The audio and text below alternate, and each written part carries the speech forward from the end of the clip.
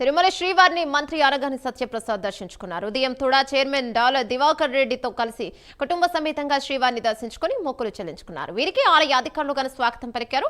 రంగనాయక మండపంలో వేద పండితులు ఆశీర్వచనం చేసి తీర్థ ప్రసాదాలను అందజేశారు. శ్రీవారి దర్శనానికి వచ్చే భక్తులకు మంచి ఏర్పాట్లు జరుగుతున్నాయని మంత్రి తెలిపారు. తిరుపతిని అభివృద్ధి పదంగా ముందుకు తీసుకెళ్లేందుకు ముందడుగు వేస్తున్నామన్నారు. వైకుంఠ ఏకాదశి రోజు ఎలాంటి అవాంఛనీయ సంఘటనలు చోటు చేసుకోకుండా చర్యలను చేపట్టామన్నారు.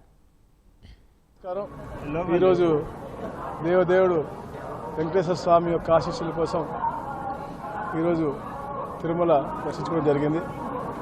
ఒక పాజిటివ్ వాతావరణం ఈ రాష్ట్రంలో ఉంది. ప్రతి నెల కూడా ఒక నూతన ఉత్తేజంతో నూతన పెట్టుబడులతో భావితరాలకి మంచి సూచికతో ఈ రాష్ట్ర ప్రభుత్వం ముందుకెళ్తా ఉంది.